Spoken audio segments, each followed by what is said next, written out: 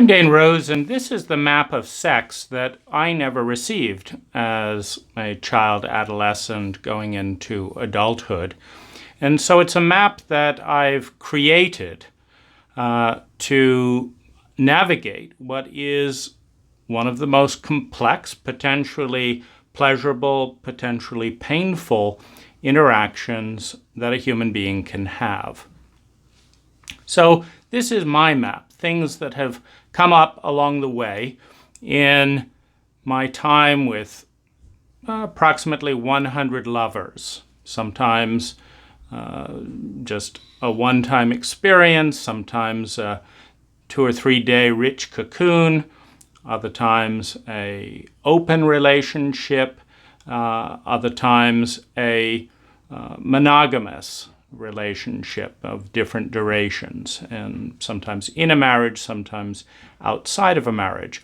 And so this is going to touch on, just graze the surface of these terrains as a springboard, because some of these areas you're going to know extremely well, and others are going to be a fresh perspective. And it's those areas that it behooves all of us, given the significance of the experience and its impact in our lives and in our culture, to explore. So let's first look at the dimensions of sex. So we have the physical dimension, which is obvious, fucking, in all of its various forms.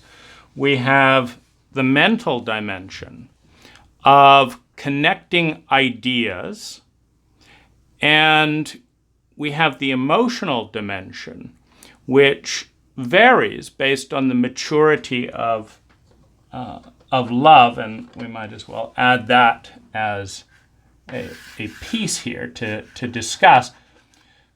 But on an emotional level, the young loves are about need and attachment. And this replicates the fact that as you enter a romantic relationship, there's a certain way we're reliving childhood. So you have the emotional dimension. And you have the spiritual dimension, which we'll get to when we talk about transcendence. Now, next, and a good place for some of us to start, is pornography. So pornography is a powerful phenomena as a species, in part because it's tying into the primary procreation drive, which is a strong drive. It's tying in with addiction, which I'll just add into the trauma section so I don't forget it later on. And it also ties in with our unfettered sexual template, which we'll get into in a moment. But one of the best ways to think of pornography, particularly pornography that is explored in a terrain where you do not expect to be watched, is you will learn the dimensions and the areas where you have the strongest flow. Meaning anyone who's using pornography is gravitating towards stimulation and release. And that stimulation, that arousal and release, and the pleasure or distraction that comes from it, is going to be found in this next area, which is the sexual template. Now, we all have a sexual template, or an arousal template.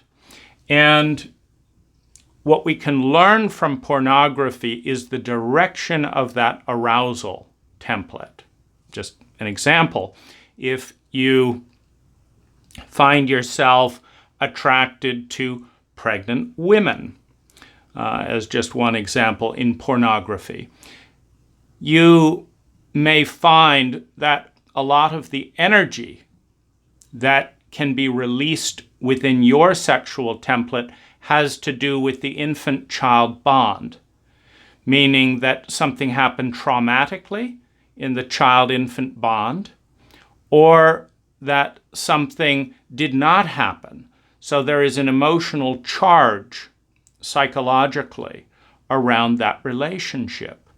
And so where you're going to gravitate, given that all sex is ultimately, as we get to the yin-yang balance, a dynamic of flow, the most intense, passionate, engaged, pleasurable flow, and even unpleasurable flow, because there's often the strongest flow is a mixture of positive and negative, expansive and contracting energy, is going to flow in the areas that you have the most high bandwidth. So if you try, this area of sexuality and very little flows along, it's like you're using an old style telephone connection to download the internet. It takes a very long time to get very little energy coming through that connection. So it's not going to engage you. But as you move through the different expressions of sexuality, there's going to be some areas where it's just like, it's so fast you can barely keep track of what's going on. And it's so intense. And that's an area where there is a very strong positive and or negative charge relating to a strong need, a strong area that hasn't happened. And in this area, you're going to experience a flow. It's very much like connecting to different batteries. And so if there's one battery that has a strong charge where nothing's been tapped off there, or if there's a bunch of batteries that have similar charge, but one, has a very, small gauge wire. Small gauge equals high flow in electrical terms. So if you have a 4-gauge wire, it's a giant wire. And so there's going to be a lot of electrical current flowing through that arena. And because the mother and father, the original and it's not always mother and father as the masculine and feminine. The primary masculine and the primary feminine person that you had a relationship with will determine the type of template. These are the pathways that you developed in your brain as an infant to relate to the primary masculine and the primary feminine presence in a homosexual, gay, whatever the names are these days, couple. It's going to be whoever was more of the nurturing, emotional provider, feminine, and more of the boundary, more of the challenger, masculine. And there's an entire segment on the distinctions that are not gender-based between masculine and feminine, but the Chinese have done a good job with yin and yang. If you just don't think about gender. If you take the time to deeply understand yang and yin, then you understand, for example, in any human interaction, the yang person is, for example, the speaker, the yin is the listener. The yang is the initiator, the feminine is the responder.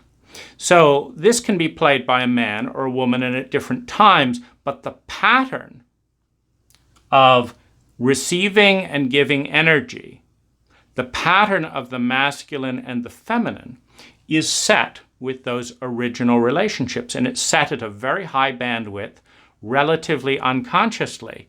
And one of the things that's most blind in our culture is a discussion of the causes and the basis for the masculine-feminine template.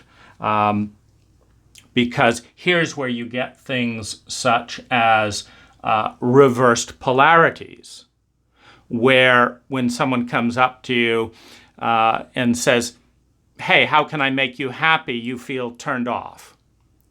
But if they say, go away, you're interested. Well, that's when those polarities get reversed at an early age. And so these deep template issues are one of the most important things to understand, particularly if you find yourself attracted to behavior that your mental mind is, alarmed by, but you're aroused by what you're alarmed by. And so this is all in the area of sexual template. Now, the sexual template determines, for example, your interest in BDSM, bondage, discipline, sadism, masochism, dominance, submission, and there's probably a few other variants in there. But this is coming from the sexual template.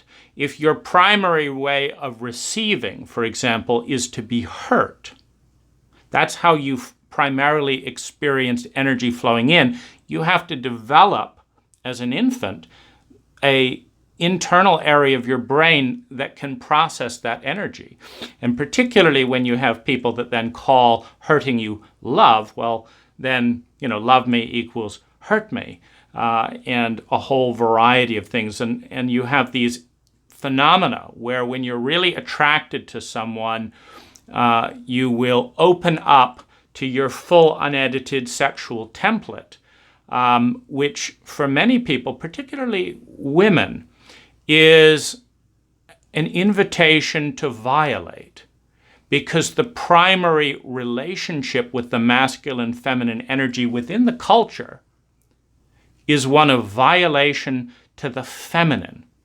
The yin energy in a Western culture is systematically violated by being given a low rank. So we move then into the yin-yang balance, meaning in this domain, you'll have the strongest sexual flow when you have an equal mix of yin energy, receiving energy, for example, and giving energy, yang. Now, if you have 100 units ready to receive and 100 units ready to give, there's a very strong rapid flow. It's like a semi-truck backing up into a loading dock and efficiently being unloaded. Now, that's called strong, satisfying sex. Now, if you have the opposite of that experience, two people wanting to unload and no one there to receive, two trucks back up to unload, they both fling open the doors, and there's nowhere for the boxes to go. And if you can think of that mentally, emotionally, verbally, energetically, and physically, two penises banging into each other, two people talking at the same time, two people trying to lead, no one wanting to follow, two people wanting to have their own way, you don't get any flow. But the same is true in reverse. Two people wanting to listen, no one's talking, two empty trucks back up to one another, there's nothing to unload. You see, you get the strongest balance with a mixture of masculine and feminine energy.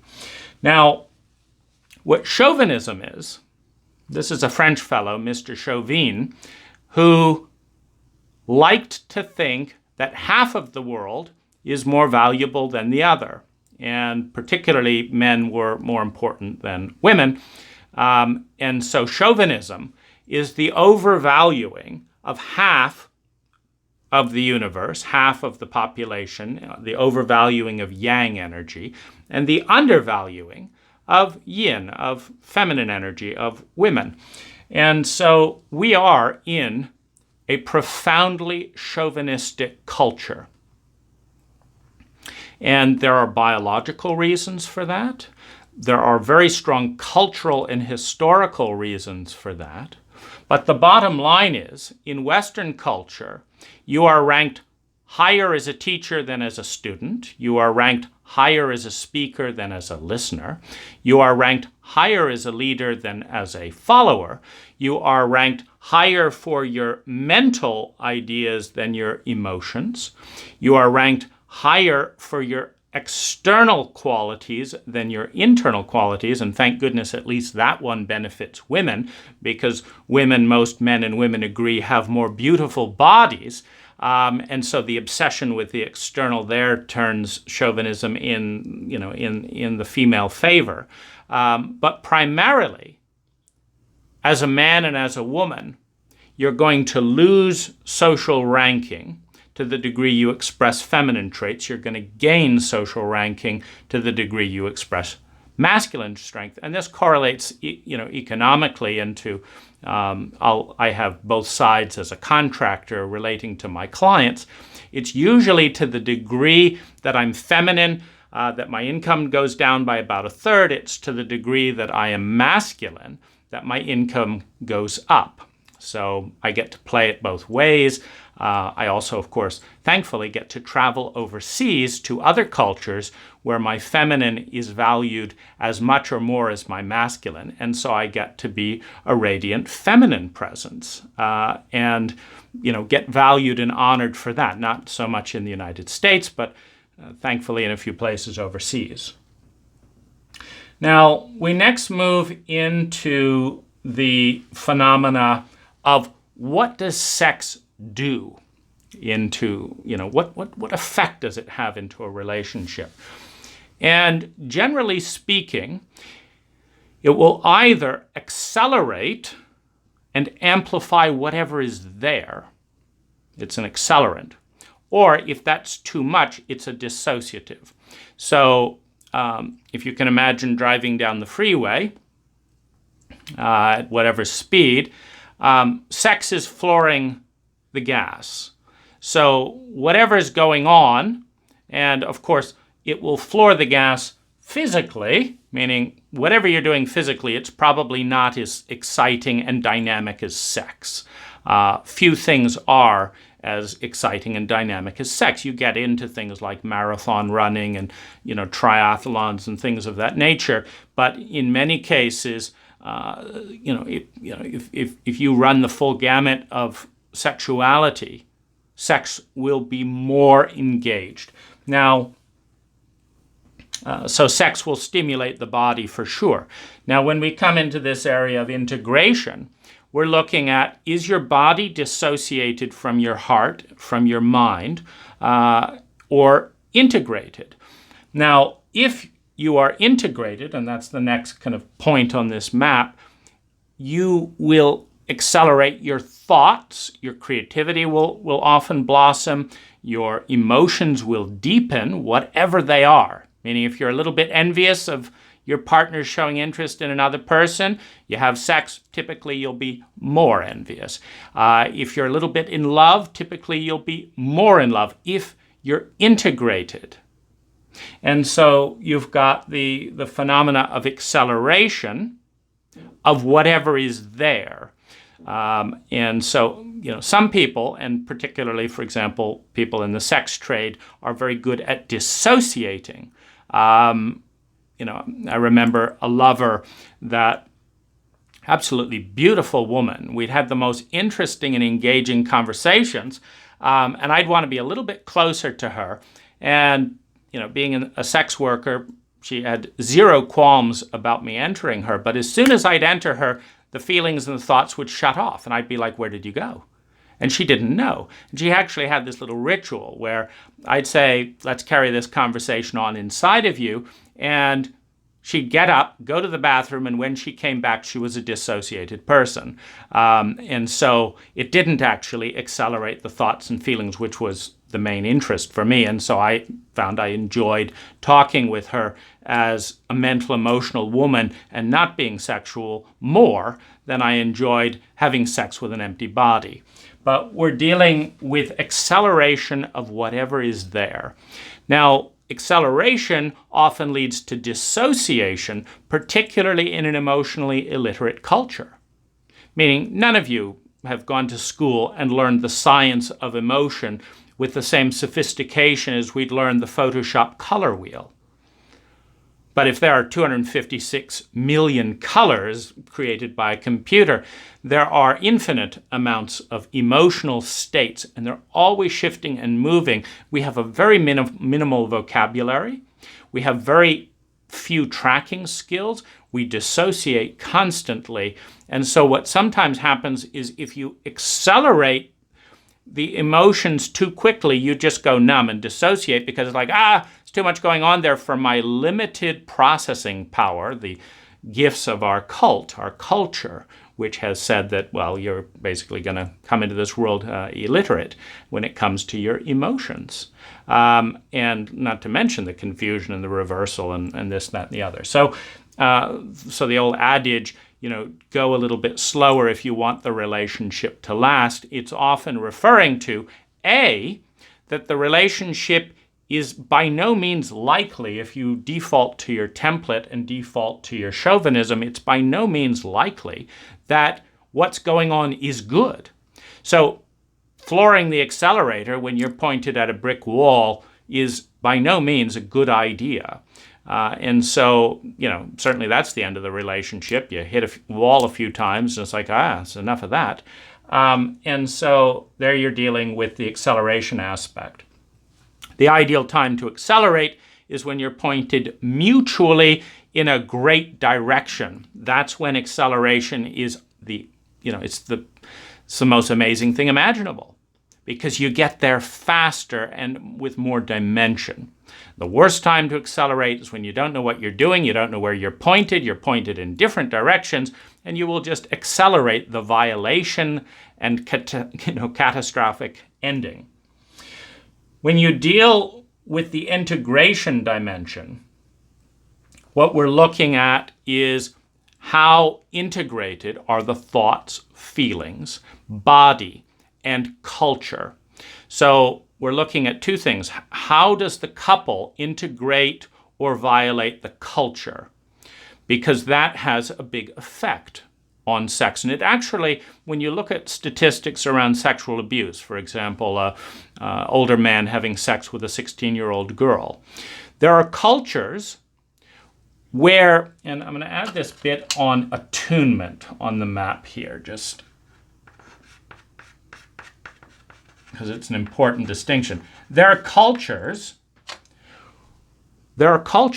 where this can be a mutually beneficial phenomena, where the older person attunes to and steps down the energy, allowing the smaller mass, the less developed emotional body, the less developed mental body, the less developed physical body, to take the lead in an educational framework of protection and exploration, where the younger person will actually, when it is culturally sanctioned, come out faster and stronger into their individuality than if they are dealing with another 16-year-old who's clueless and has no idea what they're doing. However, we don't have those cultures. And one of the bits of data that's important to keep in mind with sexual abuse is that the secrecy and the shame usually does more damage than the violation or perceived violation. The secrecy, the shame, and the ostracization that comes with it, the loneliness and dissociation and trauma that comes with that in a culture that does not embrace or allow for what happened, usually does more damage than whatever it is that's happened. Because secrecy, violation, shame, and dissociation is always damaging. It's always damaging. And who does it damage most? Usually the youngest person, because it's the young person that needs to integrate it the most and needs to talk about it. And so, we have this arbitrary cutoff line of, it's 18 years old and that's it. But that is our culture. Now, because we've set that as our culture, it's very important not to, transgress that line, for the simple reason that it leaves the younger person independent of all the other circumstances, meaning it could have been in another culture beneficial for this and that reason in this and that case and da-da-da. You have to look at all the variables just like anything else. Is it good to eat avocado? Well, not when you're about to take a psychedelic or do something else. So it's all contextual. But the culture is a huge context. It is absolutely essential to move in the direction where everything that is participated, that is significant to the individual, can be embraced and talked about in the culture without shame and without exclusion. So, and in that, its attunement is always the issue. The stronger energy needs to attune to the smaller or less mass energy. For example, you have phenomena of threesomes or fivesomes. If the masculine is attuning to the feminine, whoever is in the feminine role, the receiving role, is opening. That vulnerability is part of the equation. So when the masculine takes the responsibility to attune to the feminine, think of it as eating, you've got a good dynamic. If someone's feeding you, it can be the most heavenly experience in the world.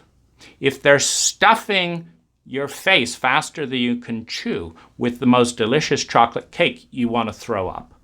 Because what we're dealing with is rhythm, attunement, respect, to look again, honoring, to be changed by what one sees. So we're dealing with, attunement is a key principle in how positive or negative the flow is, and whether, when you accelerate a lack of attunement, you create more violation, moving towards mental, emotional, physical violence. Now, so integration, we talked about the culture. It's key not to move into too much of a domain where someone who needs to integrate something can't do it in the environment in which they're in because it's taboo and it's secret, because that ends up doing more damage than waiting a few years, even if it could have been beneficial in this and that area. But there's also, is there a connection? And we deal with things in splits in these areas where, for example, you have people's bodies saying, I want it, I want it, I want it, and their minds saying, I would never do that with someone like you. Well, you've obviously got a gap in integration there. You've got a gap in integrity. Or, I feel so great about you, but I don't want to touch you. Or, I think and feel like you're this amazing person. I just can't imagine my body. I can't touch you. Or I can touch you, but you're disgusting. You're dealing with the level of integration within the human being. It's nothing about the other person. If someone thinks you're disgusting, but they get all sexually excited, they have a challenge with their integrity. And there's nothing you can do to fix that until they fix the split, which often happens back in this template area. Now, the next thing that we come into is container. Now, what container is you have the container of culture, and culture protects you from the unknown, basically. We have a part of our brain that deals with new and interesting experience, and then we have another part of our brain that deals with it's always been that way, and we're going to do it because that's the way we've done it, and so this is a container. When you say, how are you, and you say you're fine even though you're not, you say, oh, I feel good, because that's normal. That's part of the cultural framework of predictable phenomena. So you've got a container of culture. But within the culture, then you have certain containers of relationship, and you have the personal container of the couple or the triad or whatever it is. So the container is very important to understand. Now, it's less important if you follow the cultural program, which is, in our most traditional sense, you stay a virgin, then you get married, you're blessed by your religion, whatever it is, and then you do whatever you want together within that container. You've got a somewhat clumsy container to bumble around in there and figure out what's going on. And you're not going to be shamed too much, within that framework. And so you don't have to be terribly conscious to kind of get into that container. But when you deal with things like an open relationship, which is culturally not sanctioned, and you deal with homosexuality, which part of the culture sanctions, part of the culture is cheering for, part of the culture hates. When you're dealing with this, it takes more skill because part of the culture is attacking you. Part of the status quo that part of you needs in order to feel safe and protect you from the unknown is attacking you. And some of that is internalized, so it takes more skill. Similarly with polyamory, and anything that breaks that cultural norm, you need to be more and more conscious and on the same page to create a personal container and protect that container. Otherwise, the fact that whatever is in there is being accelerated becomes problematic.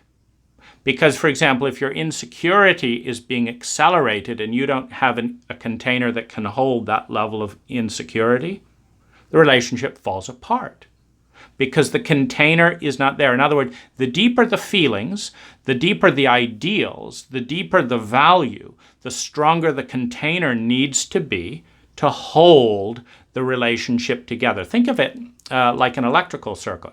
If you're running 20 million volts through a circuit, you've got to have very big wires, no resistances. You've got to have, careful engineering, or that thing is going to heat up and catch fire. Now, if you've got 2 volts throwing through it, you can have a short, and it's probably not going to burst into flames. 2 volts isn't enough to cause a huge problem. So if you have a very tepid relationship, you don't need much of a container because it's so tepid. There's nothing to hold. But if you've got a strongly intentional, dynamic flow on many dimensions, you need an incredibly crisp and carefully defined container to hold the energy. Now, this brings me into the, one of the kind of higher dimensions of sexuality, because it has a wide range of destructive and constructive possibilities. And whatever they are, they'll get louder and faster when sex comes along. Whenever you combine a polarity, a third energy is generated mathematically, emotionally, mentally. So there is a third energy. There is a synergy that is released when 2 polarities come together. And that synergy has a higher probability field than either of the 2 polarities on their own. You can think of it as a multiplication. 6 times 6, 36 is a bigger probability field than 6 or 6 plus 6. When you create an alchemy with sexuality that releases a third energy, and there is, of course, a science to that, when you create that alchemy, that probability field, the mass and weight of it, is bigger than either individual can create alone. And honoring that third energy, it's traditionally represented in a child. The child, scientifically, all things being equal, will have a higher probability field than either of the parents, all things being equal. Now, there's lots of dysfunctional ways where, a third energy can be created that's not a synergy at all, that it's a negative synergy, where the darkest parts of this parent and the darkest parts of that parent come together and then get disowned and passed on to the child, and the child truly embodies the worst shadow aspects that neither parents will own, and you have a negative synergy. But that negative synergy that is the combined shadow denied in both parents is more damaging as a probability field than either parent staying separate. So it's a big responsibility to give birth to a third energy. And what is necessary is a strong container to hold the integrity of that third energy. And because of its mathematical probability field, the third energy in a healthy relationship will transcend the personal egos. What I mean by that is the third energy having a higher mathematical probability field, 6 times 6, 36, way bigger You've got an exponential synergistic effect as this third energy is given born, either in a deeper love than either person can create with self-love. So you have self-love, and you combine those two, and a deeper love for self and other will be born between two equal free people that come together in self-love and in respect. So because of that, it's like a company. If you say, okay, I've got $10 and I've got $10, and they're really important because, in chauvinism, it's all about money, right? So got to have our money, and I'm not going to, so got to hold on to our money. Okay, so you've got 10 and 10. Now, you combine as a kind of a negotiation on a mental level, okay, you got 20. But if you create a synergistic company together that gives birth to $100 out of the 10, the $10 that you invested is not what you want to protect. You want to protect the $100 that you co-created because it's a bigger field, because you can do more with that 100. And the more you can engage in that dynamic, the more powerfully you can interact. So for that reason, you protect the company's assets more than your $10. You protect the company more than nobody's going to tell me what to do and da-da-da-da-da. So you sublimate to the container once you've created it. It's no longer, well, oh, I know I created that container and, I said I wouldn't have sex and all that, but I feel like it. So I'm just going to blow the relationship. Any good relationship that is blown that way, you lose way more than the little self-centeredness your little ego gets in doing it. So it's not a good equation. If you want to be rich, in love, rich in engagement and dynamic and energy, etc., you don't blow hundreds of dollars for your little $10. You think vision. And marriage has been the way that that's been communicated culturally before. You respect the marriage. You don't do this. You don't do this. As we throw that container away, we're not going to listen to the Pope and all that. We throw that away. A new sense of the mathematics and the grace and the science of container building and honoring needs to replace that, or we lose an exponential amount of our potential, power, and well-being. Now, you create a conscious culture with clear agreements. And by finding someone who understands that principle and is willing, see, because that's the other thing, you have a whole bunch of jaded subgroups in our culture who's been exploited by other idiots who didn't understand the container. And so we have a very much an attitude of, prove it to me, and then maybe I'll show up. You dance and song around, seduce me, prove your worth to me, and maybe I'll show up. The only trouble is, to create that third energy, both people need to show up fully. You don't get to generate 1,000 watts of electricity by saying, okay, I'm not going to generate any power, just turn on 1,000 watts of electricity. Once I see 1,000 watts of electricity, then I'll contribute my voltage.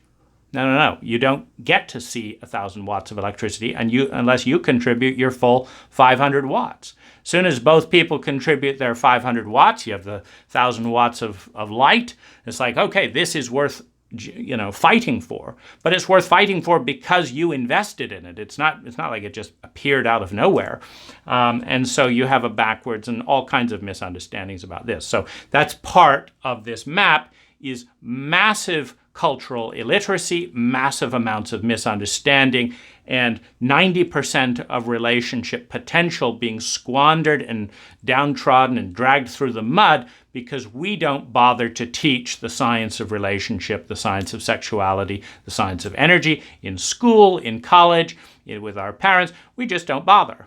And so, not surprisingly, if you imagine how many 747s would take off and land successfully if nobody taught the pilot a goddamn thing or gave him a manual, well, we're in that kind of terrain with our relationships.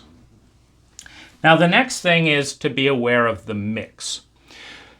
Sex is a mix of things. Now, one of the things is a chemical mix, and this ties in with the nature of sex that is an addiction, a pain management strategy, as all addictions are. And so, for example, sex is a high adrenaline, phenomena, particularly when it's a high risk phenomena. So you have this thing of, sex in a dark room. Am I going to get AIDS? Am I not? So it's high adrenaline, right? So you've got you've got the mix of chemicals that are going through your body and that you're seeking sex to generate.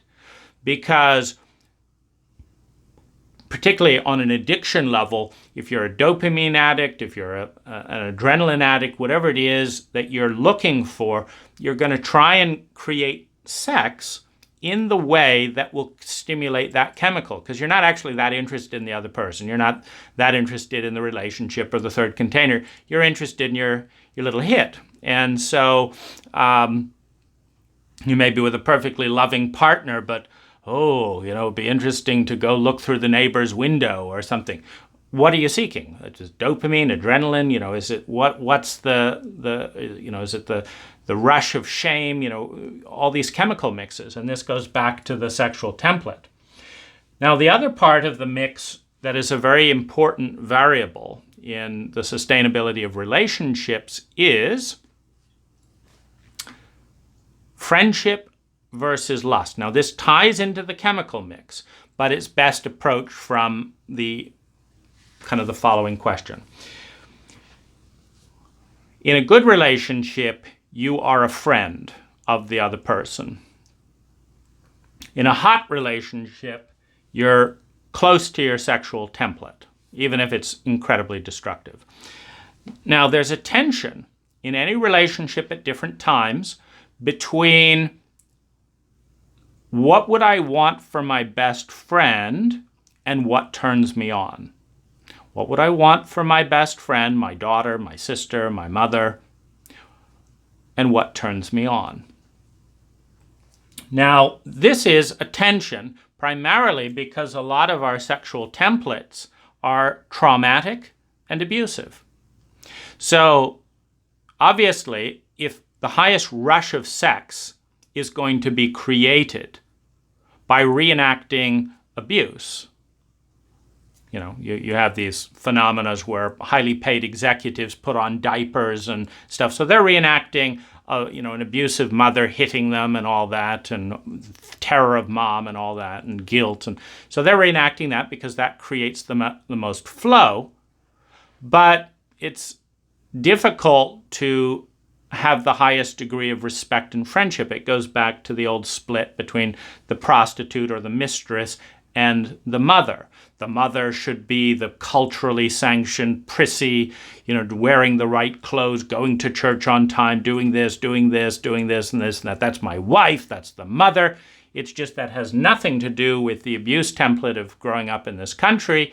And so, it doesn't even turn me on. So if but I would never do those things to the mother, the wife, because there's a split. There's a cultural split that then migrates down to the individual, where now the individual is split.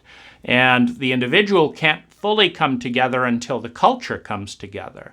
But the culture isn't coming together in part because of the phenomena of taboos. So it's, so you've got this constant pulling between, what would, and the reason that a prostitute facilitates flow is that the prostitute is lower in social ranking within the traditional culture. So there's this permission, like I've paid for it, and you're not that important anyways. Therefore, I can do these things that I would never do to a friend, and they turn me on, is kind of the dynamic. And I'll pay you a lot of money for occupying the role of this shitty, low-ranking taboo person who doesn't get to integrate in the culture. Because, we all need you, but we're going to throw you out and shame and scorn you, and and then we're going to pay you a lot of money because otherwise, who would play that role? I mean, why would you agree to say, okay, why should I be the one who gets thrown out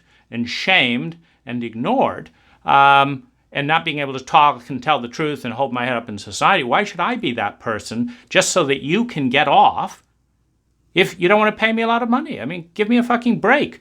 So it's like, okay, you'll be a horrible person and we need you more than anyone. So we'll pay you a lot of money and then we'll shun you in public. And it's the split of the cult enacted on an individual level. And the thing about a long-term relationship is the friendship mix has to be higher than the lust mix, particularly when you have, a destructive sexual template, where what turns you on is ruining your life, or, doing high-risk activities that, get you sick, or whatever it is. You can't both be doing that to each other in a marriage. It's like, I'm going to throw you out the window. No, I'm going to shoot you. I'm going to strangle you. I'm going to shit on your face and give you the venereal disease. No, I'm going to do...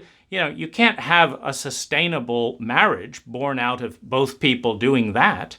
And so that's exported out into, the mistress, prostitute, concubine, whatever. And now that women have their own money and power, it goes, the other way. They have their, lovers as well. But for a long-term relationship to last, your friendship has to be at least 51% higher than your lust mix.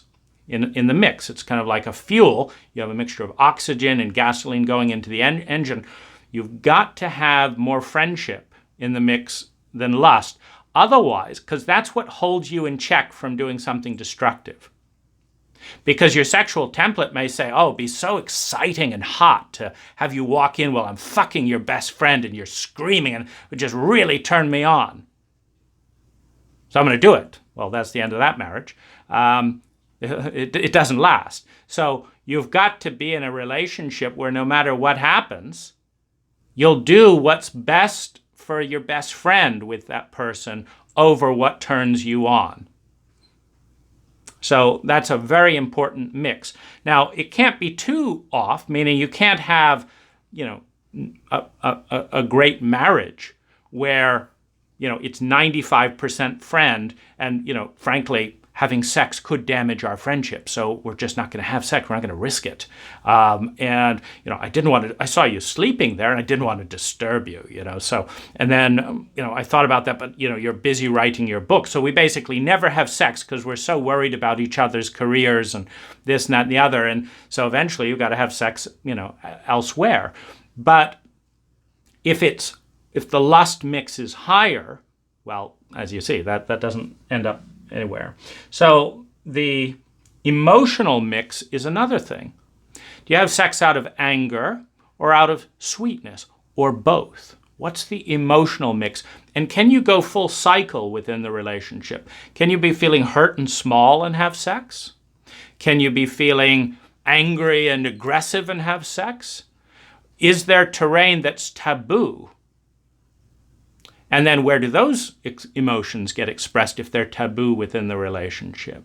And can they be talked about? Or can they only be acted out?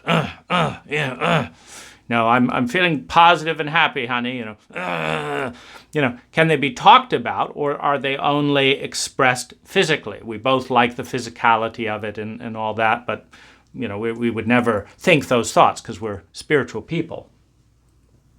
Now, you have the emotional, mental, physical, and spiritual mix. And this is also an important thing. And this ties somewhat into your paradigm. What's your paradigm within which the sex is occurring? That's part of your container. It's a very important thing.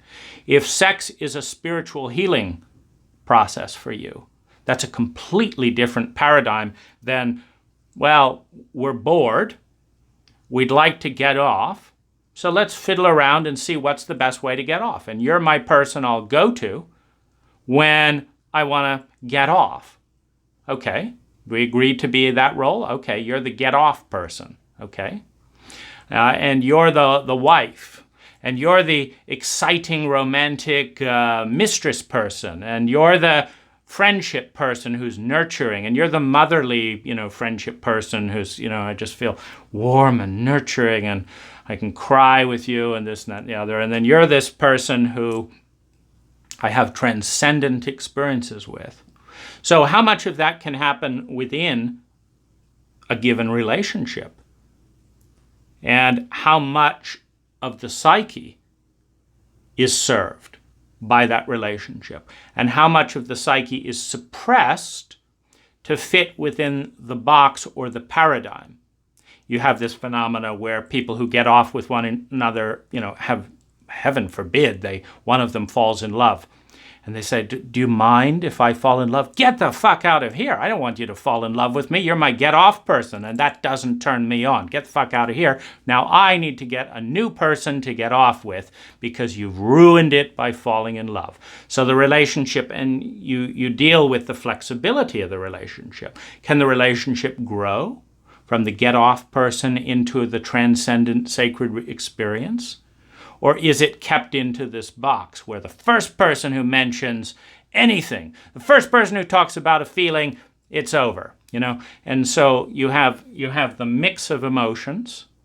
And it's very important to understand that in the cycle of life, that if anything is living, it's changing and moving. If anything is stuck, it is dying. So the more rigid your relationship, sexually or otherwise, the faster it will die. Because when you have a rigid mold, it means that for the person to move through the wheel of their own psyche, they are going to have to look elsewhere. They're going to, because you won't talk about spirituality, they're going to have a spiritual experience with someone else. And if you're too dumb to realize that, then the relationship needs to end so that you can wisen up and so that they can move on. And so we have also this phenomena of, do we move through and partner through the full terrain of the psyche, or, oh, I'm great with the career. I'll help you with your career. I'll give you hot sex, but nothing else. Well, as long as hot sex and, more importantly, the career in our culture is what's being dealt with, that relationship will last. But as soon as it's like, yeah, my career is covered and I'd like to learn more about myself. Well, don't leave me. Don't go there. I'll give you another tip on career. No, it's not you're gonna have to join me on the next step of my path, or I will find myself with someone else. Not because you're bad, but because you're stuck. And this process is, of course, not explored at all within the culture, which is why we have so many people confused. Why? Well, I thought this was fine. It was. It's perfectly fine. Until you wouldn't grow into the next part of the wheel. Until you wouldn't go beyond lightness and love into anger and pain. It's like, I'm the lightness and love person. We don't welcome anger and pain here. Oh, I guess my anger and pain is going to have to go and connect with somebody else. Because this world produces love and produces anger and pain in the thermometer reading of the human heart. In the color wheel of the human heart, you turn your attention over here, I feel pain. You turn your attention over here, I feel joy. I turn attention over here, I feel humiliated. I turn over here, I feel confused. And if you won't go with me into all of those feelings, I'm going to have to go into them alone or with somebody else. So we have life as a full spectrum of emotions, life as a full spectrum of ages, life as a full spectrum of paradigms, life as a full spectrum of emotions, life as a full spectrum of personas, and a full spectrum of intensities. And the most dynamic life opens to all of those and listens to something deep inside the self, to the soul, reaching for that. Well, how does that get to be enacted? If you've got a partner who's terrified of entering the corresponding area of their own psyche, of their own feelings. So they judge and attack you every time you go near it, because they don't know how to join you there. And you don't know how to teach them because, we're all in an emotionally and culturally and relationally illiterate culture. We haven't learned about the 10,000 cultures in human history. We haven't learned about the full wheel of emotions. We haven't learned about the full paradigm richness of our sexuality and relationships. And so not surprisingly, we're scared of the unknown. And so we pull our partner back rather than inviting them forward. Now, trauma is a very important part of this domain because trauma is an entire field of biology, relationship dynamics, and coping mechanisms. 1 in 7 Americans, for example, has a substance addictions. The majority of Americans are addicts to emotions and states and behaviors that help them feel safe in traumatic terrain. And we are a trauma-illiterate culture. If you do not understand trauma, and it's going to take a good 30 hours to go into that domain, I recommend The Body Keeps the Score. You will not understand why your partner is attacking you or themselves in certain terrains that in the spiral and flow of the relationship take them into that region of the psyche where the repressed trauma resides. We go on to inner ages, and this ties right into trauma because much like a tree, when a pine tree grows, it's 1 year old and it has a single ring. And then it's 2 years old and it has 2 rings, and 3 years old. And, in our crude way of measuring the age of a tree, we chop it down and count how old it was before we cut it down. But every other ring is contained as a biological memory inside the tree. Now, our physiology contains the biological memory of every single past experience. Now, what happens with trauma in particularly is an experience comes up that's so overwhelming for the conscious mind to deal with, of a 2-year-old, a 5-year-old, a 10-year-old, a 30-year-old, whatever. It just floods the system. At the same time, we get a message we need to act to survive because we're being shamed because our money is in jeopardy in a culture that devalues anyone who doesn't have money, or because this is an order. We need to act now, and there's an overwhelming emotional mental state that I don't know how to deal with. So what we do is we gather all that energy up, we dissociate it, we put a partition up that says, I'm now numb to that. Okay, now I've got the presence of mind to figure out what I have to do to respond. Now, these charges consume energy to maintain. First, they consume the energy of the trauma, and then secondly, you have to maintain energy constantly to maintain the partitions. So not surprisingly, once you've had a few thousand of those events go on in your life, you're exhausted because all that energy is out of circulation. It's not fueling mentally, emotionally, physically the system, number one. And number two, you're spending energy to keep it numb. That's too much energy. So I can't get out of bed. I can't get it up. And so you have the phenomena of chronic fatigue. You have exhaustion. You have disinterest. You have fear.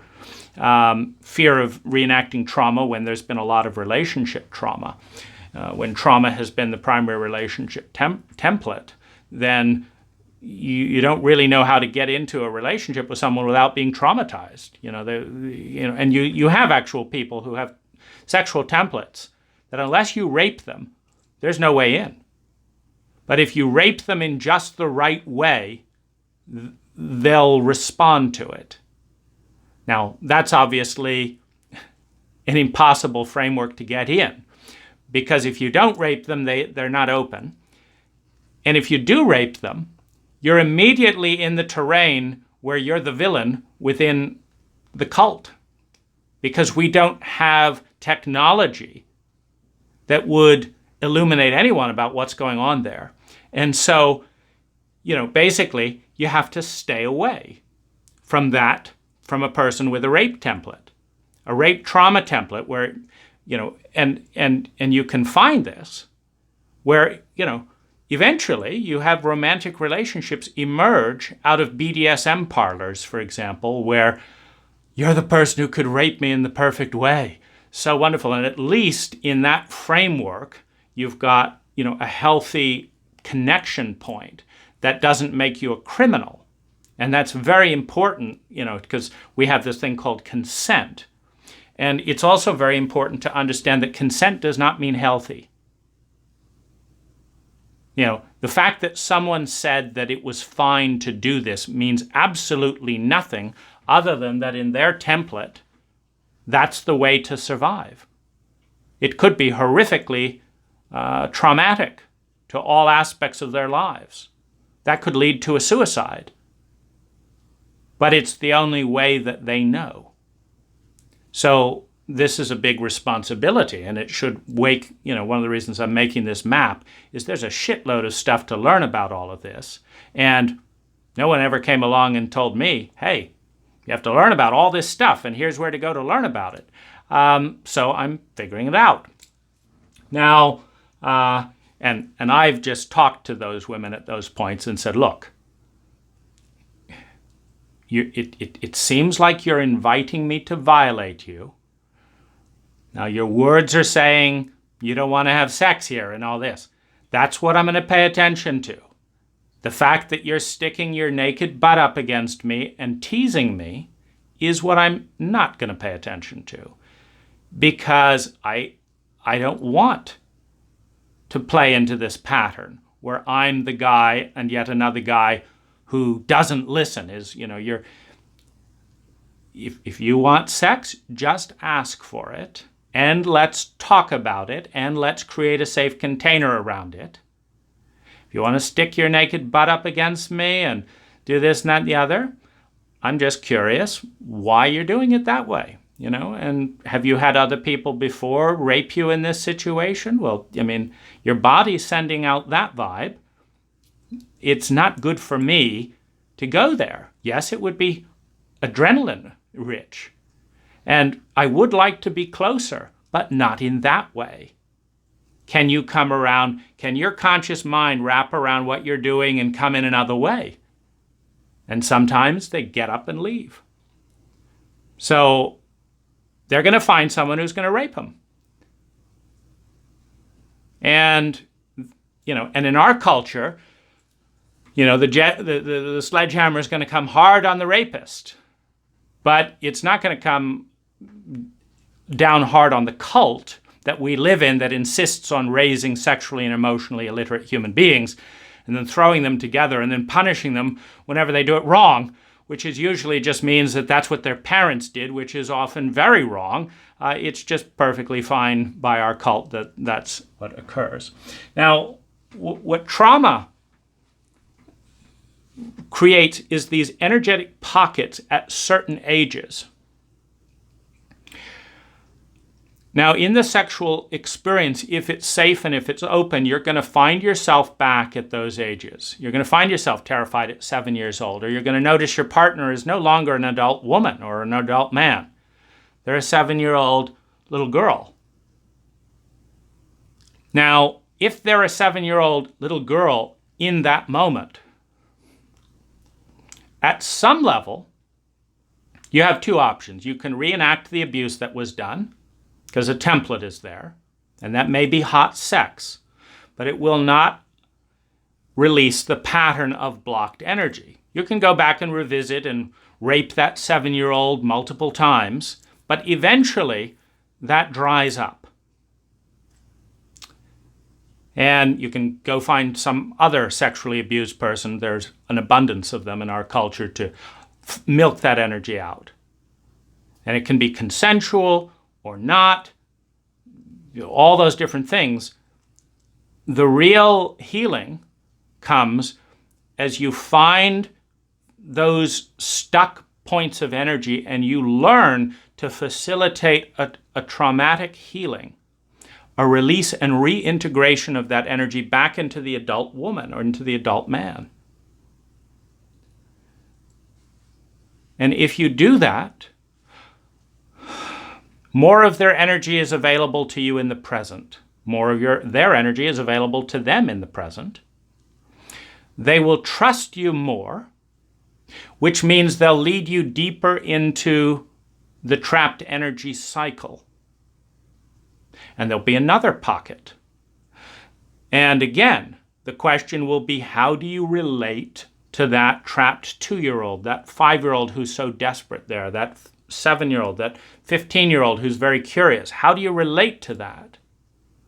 And is that something you attune to? Do you have the kind of conversation like, gee, you seem like you're about 4 years old right now. How old do you feel? Do you have that conversation? Are you with someone in a paradigm? See, because in a paradigm of, oh, this is just fun fucking and all this, you can't go there. You may feel it, but you won't tell your partner. So you can't grow there. You can't bond in that level.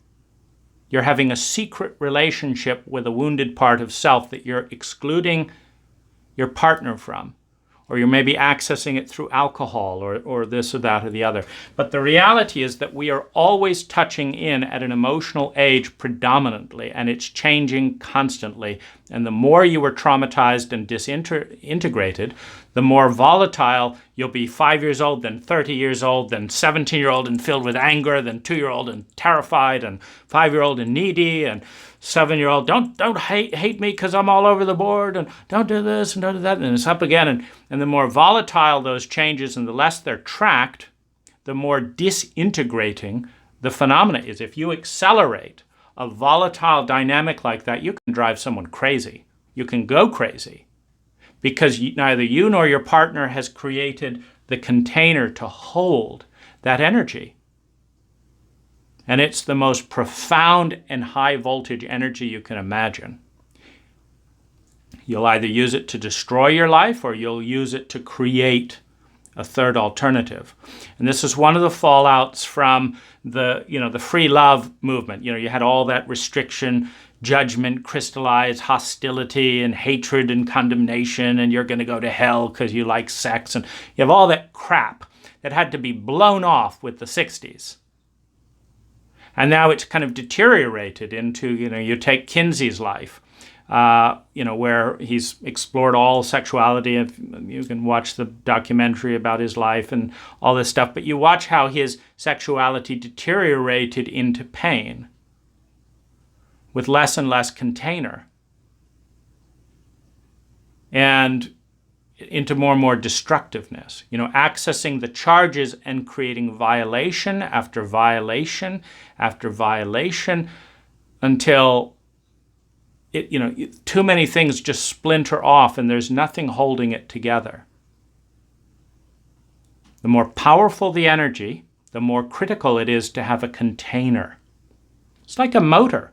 You don't just set off explosions of gasoline. The more gasoline that is used, the thicker the steel needs to be used so that that is transformed into forward motion as opposed to just exploding and setting fire to things. Container is a critical technology and we don't have it.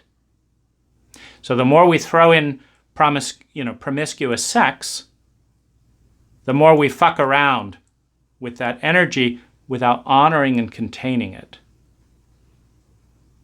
It doesn't matter if you have 5 people in a relationship, if you have one person, if you have 2 women, if you have 2 men, it doesn't matter. You have to see, weigh, respect the charges and energy that is present and consciously build and honor a container.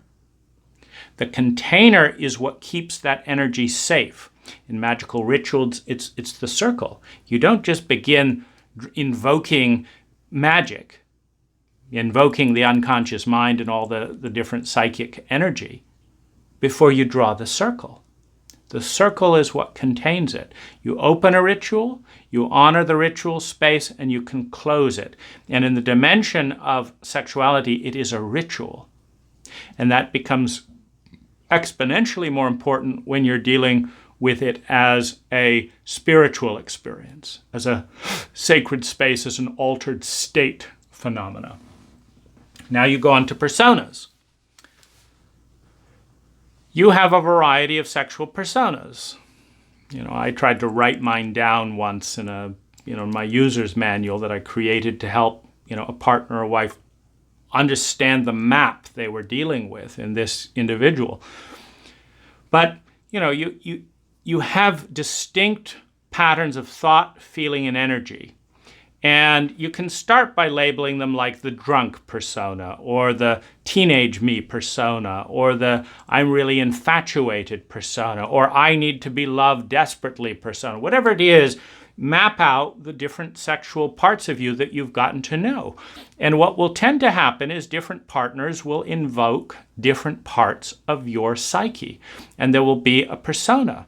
That when that persona is enveloped, you behave like this, you feel like this, you think like this, and you talk like this. You want to get to know those maps and, more importantly, the environments and the people who draw out which parts of you. Number one. Number two. Number three, you need to know which parts of those personas really bring the most value to you and to a relationship. And ideally, you find the partner and, more importantly, the container. And they fit together, meaning if you want a highly sacred spiritual relationship and you have a partner who wants a highly sacred and spiritual relationship, that partner is going to tend to want to write that stuff down and say, okay, let's have it like this. We'll do this kind of ritual and this, that, and the other. If you have someone, and that type of person who's drawn to that in themselves is likely to be someone that's going to help evoke that persona. And so you can just say, who wants to set up a sacred container in this way, in this way, in this way, and watch their body language, watch their words, watch if they light up, or watch if they're thinking, oh my God, what the fuck do I have to do to fuck this woman? What, circles and this? Oh my goodness. Okay, fine, we're going to draw a circle like this. Well, that short-term lust and variety seeking will wear off rapidly. But someone who really lights up and says, wow, amazing, I've done it like this, but I haven't done it like that, and this is incredible, and and wants to go like this, and wants to spend another few hours talking about this, and talking about feelings, and this and that, and they're becoming more energized as opposed to sleepy and depressed. Well, that's obviously a good match. Now again, this culture does not raise human beings capable of consciously navigating into a vast amount of our psychic terrain. This culture takes a good, 70 or more percent of who we are as human beings and says that doesn't exist. If it does, it's not important, or it's uncool. You just take the cool phenomena. You have the cool sociopathic kind of polarity point, and you have the empathic and warm polarity point. Well, what are we all about? We're all about being cool, being less feminine, less emotional, more witty, more smart, more sociopathic, more sadistic. So, and you actually have, a lot of people being raised in that culture have a template. A lot of women, and it's an aggravation for warm, friendly guys, a lot of women will turn on by a smart, witty, sadistic, somewhat cruel and dominant male or woman who, just jabs at them in a way that reminds them of what it's like to come into the world as a woman and be rushed around rapidly and dissociated from their feminine parts, and so they'll turn on around that. It doesn't mean that's leading to a healthy relationship. It means there's a lot of charge around the pattern of the masculine violating the feminine, and a lot of emphasis on the sociopathic cool. Oh, that's so cool. I wish I could take all my warm, bubbly feelings that are so confused and I could just be cool and collected and just say it like that. That's so cool. Oh, I wish I could have less feelings, less femininity, and just be in control. And so you have this huge competition out of this where both men and women are aspiring to be as masculine as possible, as cool as possible, as sophisticated as possible, in control. And you have this I have parents in America always telling me, my daughter's a badass. She's not like those, poor feminine women who, have feelings and are artists. No, none of that. She's a badass. She's telling those men what to do. And that's the proudest American parental statement, that their daughter is not feminine. She's a badass. It goes back to that thing. When you have two people competing to be masculine, you've got zero flow. And you've just taken half of the whole probability field of the exponential synergy of the relationship and collapsed it. You can't get synergy unless one person is willing to do the highly politically incorrect, low social ranking, highly necessary thing of being profoundly feminine. And I know it's hard. I've been attacked for my feminine energy my entire life. That's why I go overseas, where people love when I play with children, love when I smile, love when I'm silly. And so I get to be a feminine human being overseas. And that does bring me to the next point, which is you need to find an environment in another individual or in another country where the parts of you that you want to elicit because they make you feel beautiful, they make you feel you, are coming to you in a reward ratio where you get rewarded for being the you that you want to be and discouraged for being the you that you don't want to be, as opposed to being rewarded for being the part of you that doesn't feel good and punished for being the part of you that you like. So, on that note, I would say the reason I'm talking to a camera rather than to a friend right now about this conversation is that this camera is more friendly to me in this terrain of nuanced mapping than any American that I know. So I'm talking to a camera. I've created an environment where this persona that I love this mapping persona. I've been looking for this map my whole life and it's like, okay, fine, I'll make it myself. And I love that. And yet it's not supported. I'd have to call 100 Americans before there was someone who said, oh, I'd love to hear about that right now. Let's do it. If I did, I'd be talking to people. Now, we come now to prostitution and freedom. And this is an important mix, and it could go down in the mixed category here. But prostitution and freedom is the level of need and for survival. Maslow has talked about the hierarchy of needs: survival, security, love, and belonging. Now, when someone does not have those three met, survival, security, love, and belonging, they have to please some other person to meet them. That's the way our world works. And particularly the individualistic world of the United States, individual being more masculine, the group being more feminine. So we are on the masculine pole again. So in that dynamic, the prostitute is the one that has to please, and there are mental prostitutes, feminine, emotional prostitutes. If you're trying to get hired, you go into the pleaser. Your boss says, what do you think about Japanese architecture? Oh, that's so interesting. I would love to hear about Japanese architecture. You go home, your kid says, I want to talk to you about Japanese architecture. It's like, shut up, I'm busy preparing for work. So when there is a lack of self-generated meeting of needs, you will be stronger in the prostitute mode to survive. Prostitution is a survival coping mechanism to please and need. And there's good and bad parts about this. For example, people have always been clumsy about relationships in our Western world. But as long as we said women couldn't work and women couldn't be in the military, and they had to be nice and obey their men or they wouldn't get fed and get any money, it creates a prostitute dynamic where the woman must have the husband to survive and to look, because to be, a few hundred years ago, a woman is considered highly low status if she is not married. It's crap. So to meet her need for survival, security, love, and belonging, she's got to be married. So she's got to please a man enough to be married. She's got to be secure in her survival, which means she's got to, be useful around the house and all that. And, so you had that kind of clumsy facilitation by the religions of a sustainable relationship based on a certain amount of prostitution.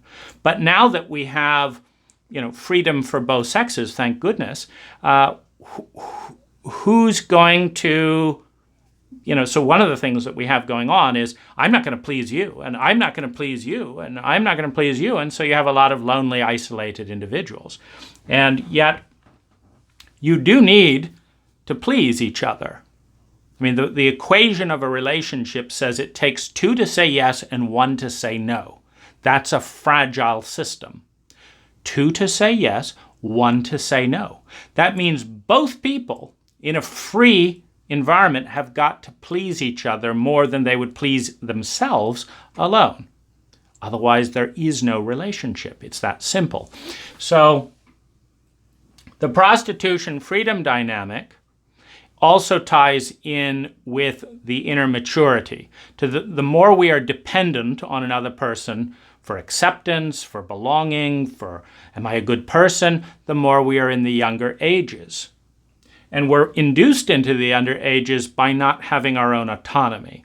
It's one of the reasons that the healthiest relationships take place when you have both people can survive, are secure in their survival, and can meet needs for love and belonging independent of their partner. If you can have a relationship where both people are in that place, and every day is a free renewal of the commitment based on that potential of that third energy, every day, I could meet my needs for belonging somewhere else, but I'd rather meet them with you. I could go out and have my own house, but I'd rather live with you. When you move towards freedom, you also move towards honesty. When you have a crappy relationship where, let's say, there's all kinds, it's usually traditionally the sugar daddy phenomena. So you have a crappy relationship. Well, what are you doing with that old geezer? Well, he takes good care of me. Well, those types of relationships are higher on the prostitution dynamic. And when the woman has equal money and stuff, they will usually break up, because what's keeping it together is more of a I'll meet your needs, you meet my needs, because we can't meet them independently. This is not always bad. It's not a judgment one way or the other. You just can't release the full spectrum of the relationship until you're dealing with two adults. You cannot be a truly grounded adult when you depend on someone else for your sense of survival, security, love, and belonging. You are going to be, what do I have to do to please mom and dad? It's not bad. It's just not as high a ranking phenomena. And it's one of the reasons why in a power differential, because we can look up here, power to love balance, that ties into the mix of sex also. Is it about love or is it about power? And you look at some of the sex scandals today, and like a Harvey Weinstein, and the comment over and over again, and you talk to his assistant, it wasn't about love or even sex addiction. It was about power.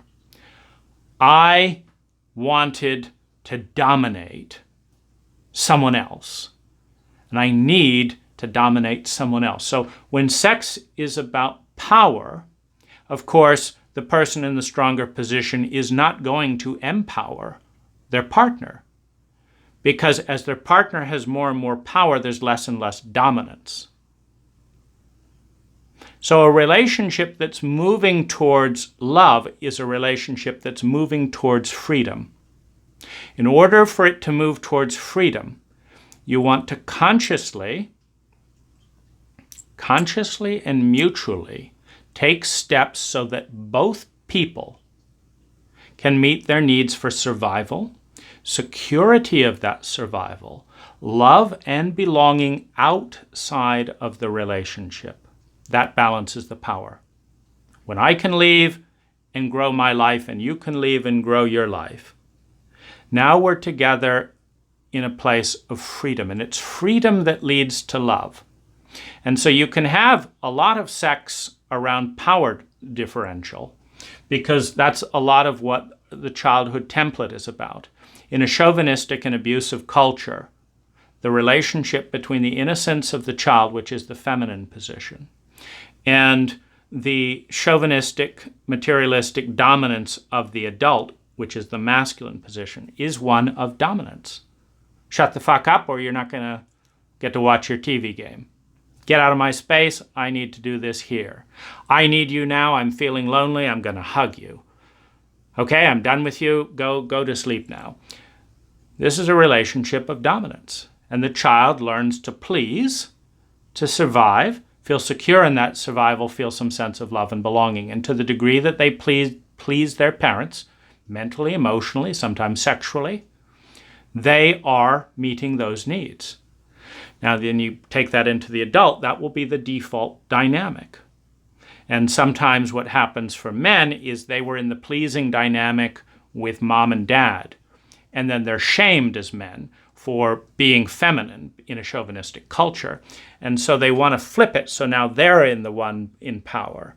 And so then they look for someone in the feminine position to be dominated, to regain the sense of helplessness that they had as children, being dominated by highly chauvinistic parents. So you have that prostitution freedom mix, with the healthiest love coming with both parties being free. And this can be engineered very consciously. I've spent most of my time with older women, usually not having more money, etc., than me, just because I haven't had that dynamic, except a few times. There was one millionaire that was very interested in getting married. But in that relationship, it's often been very equal. My wife started off in an unequal framework, being younger, having less money, having less social ranking and experience. And so the first thing to do was to discuss, and look at the danger of that and to see if it was truly beneficial. The second thing is to hold space that may end when the power differential catches up. But the biggest responsibility to have that move towards true love, as opposed to prostitution and, the child-parent dynamic, is, when I was, well, first of all, I, left it somewhat in her court as to how much she wanted to pursue that. But when she's, said, okay, I really want, to have this relationship, I said, if this is what we've got fighting our health, and if we're going to be a couple, you need to be committing X number of hours every single day to grow your future into a place where it's equal or better than mine. Now, once you reach the freedom point where you could leave me and have your life improve, that's the point where, the deepest form of love will blossom, or the veil of need and prostitution will fall away. And I don't shame in any way prostitution. This is a survival mechanism. Men and women both do it with their bosses, all kinds of things. It's there with your boss. It's all over the place. So this is, our cult loves to shame prostitutes, etc. It's a joke. But this dynamic has to occur. And so, at that point, there will be less need, more independence. With more independence, more freedom, and more freedom, either more love will blossom, or that's the point when the relationship will end in a healthy way, because her unique individuality, masked somewhat by the power differential, which has been strong in her life, will fall away. And the greatest love that I can give to her is nurturing that independence up to that point where, she could make more money leaving the relationship, could do this, could be with a less picky guy. And so that's what we spend a third of our relationship time investing in, is rapidly, growing her to that point, because it's unhealthy. You can't have and what I find is her love does blossom. Meaning I feel loved by her more than from many women. But it's in a context where, I think a lot of that love occurs naturally as we reach each milestone after another to a point where she no longer needs me in this area, in this area, in this area, in this area. And those are things that we celebrate, like, you don't need me anymore here. You don't need me anymore here. And you've got this as a backup plan. And, we set up, also an ending where anytime you want to end, you've got this option, or this option. And so that creates, some balancing of that dynamic. And so, that's just fine as long as you're aware, as long as you're conscious and responsible in that domain. So you come up to, the power and love dominant, balance. The inner relationship, and this is a very important thing to understand, is your romantic partnership, your primary relationship, whichever that is an externalization of your inner masculine-feminine dialogue. And this is why it's so transformative. It's almost impossible within our culture to become nuancedly responsible and responsive to the full inner dialogue of your inner personas. Half of them are invisible, others of them are taboo, others of them, why would you talk about that? There's a whole bunch of protections to make sure we don't get to know ourselves as human beings. Now, in for example, a relationship with my wife, she's in the feminine pole. I'm in the masculine pole. And so I get to learn how my masculine treats my feminine. And then I get to look at it and say, is that how I want my masculine to treat my feminine? Does that seem like a healthy relationship? And the easiest way to learn and fix that is to fix the way I treat her. That teaches me, because we're a chauvinistic culture, we're looking out. So I'm then looking out and I'm saying, okay, so I should be treating her like this. Okay, and then I watch what happens inside of her as I make that shift. And when I see her glowing and luminous, I think, I've just learned how to treat my own feminine a little better. So shift again. And so that's a beautiful, awareness to have. And it's part of sexuality, because if you hate yourself, good luck growing your sexuality. And then finally, we come to transcendence. Sex, at its best, is an altered state experience. Why at its best? Well, the brain is, I'm going to just take a moment here and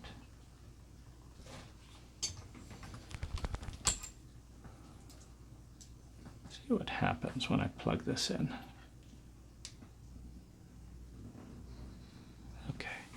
The brain has a reptilian brainstem, a limbic, emotional without thinking brain, a mix of thought and feeling, a dreaming future brain, and a transcendent brain. In order to access the transcendent brain, which is similar to the domains accessed through psychedelics and rituals. In order to access the transcendent brain, you have got to create a peace. You've got to create an environment in which the reptilian brain calms down because it feels safe, in which the limbic brain feels honest and held, and so it calms down. Because think of it like a jet of energy. The reptilian brain is 200 million years old. It's tough. Nothing gets through it unless it says, okay, it's safe. Then the energy can come up. Then your raw emotions, fear, anger, aggression, Nothing gets through that unless they calm down, so it can go up. Then you have to deal with your thoughts. Is this a good idea? Is this a bad? Because we highly overdevelop the left lineal brain, and so if your brain is chattering away, this is a bad person, you shouldn't be doing this, the energy doesn't get up through there. So for you to have, and then you've got to go into your dreams, like, oh, I can imagine this future with this person, or my future, or this. And so you don't get to transcendence until the energy penetrates all the way up through all those barricades, which you don't even know about because we're culturally, emotionally, relationally illiterate. So it gets up there, and you go beyond the ego. You go beyond the self. You touch a part of a larger body of which you are a small particle, and you transcend the primary identity of I'm me, separate from everyone else, and you become one with something bigger than yourself. And this is the most powerful kind of sex, because this is externalizing the inner relationship to the partner, and then externalizing the partner relationship with the totality of time, space, and the multiverse. It doesn't get bigger than sex on that level. When you externalize the entire complexity of this relationship with the multiverse, with all possibility, and you feel yourself a part of that, simultaneously one and part of something bigger, you release a probability field that is 1,000, 1,000,000 times bigger than anything that you could deal with on an individual level. And of course, there's a wide degree of range in that, intensity, presence for that. There's a wide degree of integrity. We have a skeptical Western brain, carefully curated by our materialist scientists that are busy telling us that the most grand and transcendent human experience we could possibly imagine probably doesn't exist, and if it does, is not welcome in polite society. So we've got all that stupidity pounding down on us.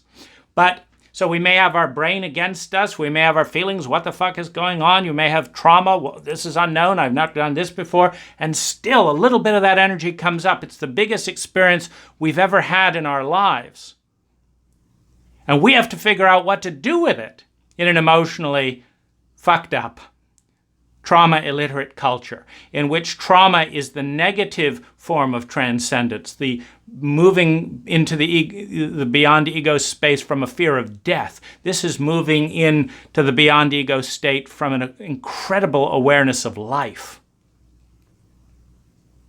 It's the pinnacle where if you learn to love another human being with excellence, with mastery, with integrity, if you learn to heal trauma, if you learn to balance the masculine and the feminine inside and in the partner relationship, if you learn to move through dependency and imbalance to move into a place of freely loving, that you can slowly touch that little bit of an edge, that joy, that radiance. Now, we have not begun to touch that as a species. We have not begun to touch it as a country. We have not begun to touch it as a community. And most of us have never got anywhere near it in our personal relationships with ourselves and each other. But you do have that doorway that is possible through sex.